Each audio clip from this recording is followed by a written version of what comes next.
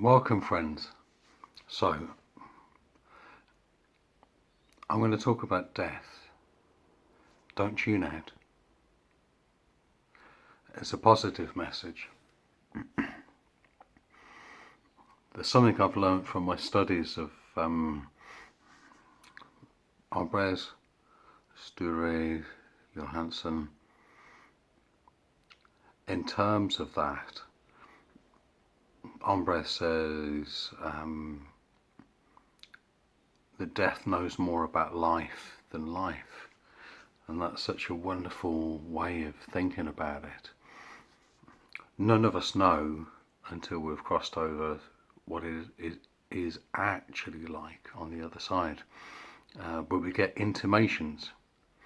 There are many philosophical things and musical things I can say about this, and I guess I'll just say a few. The first of which is, as a musician, as an improvising musician, I know exactly where that thought is coming from. And I have felt life and death in the event of music making. As a philosopher, I can conceptualize it in terms of eternity, in terms of aeonic time. But as an actual person in the world, I've also had lots of experiences over the years, and increasingly more recently, where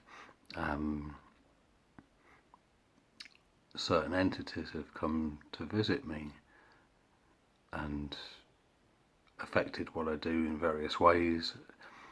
But the two things tie in together, to be honest. It's like, my experience of being on stage and making music is definitely one of having this higher flow.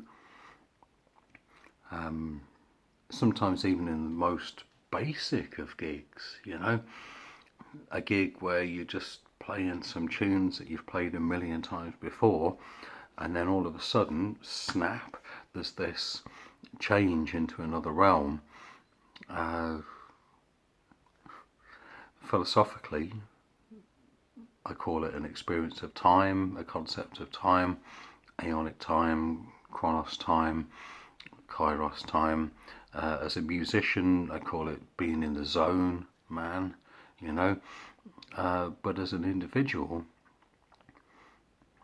it transcends me to a higher realm.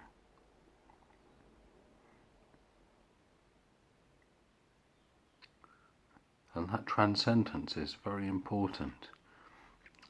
We're talking about important things here. Does life continue beyond death?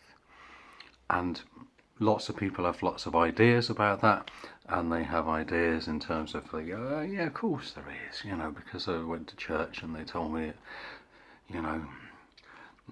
Sunday school or whatever funeral ritual, that ashes to ashes, dust to dust, but there's eternal life.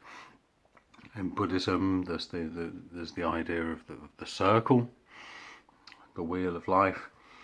In other religions, exactly the same.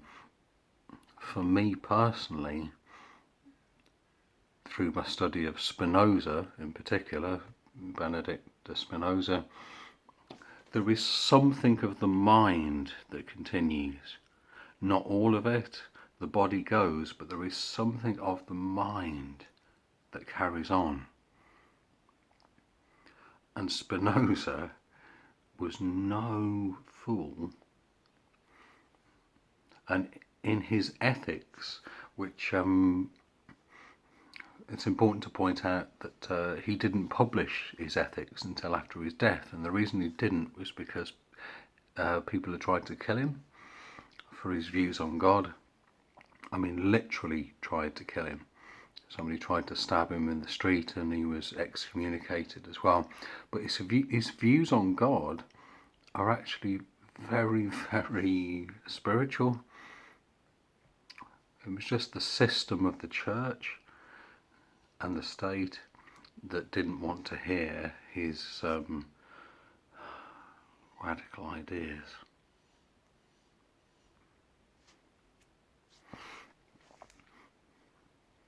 Spinoza's ideas about God are all about the interconnectedness of everything, of absolutely everything.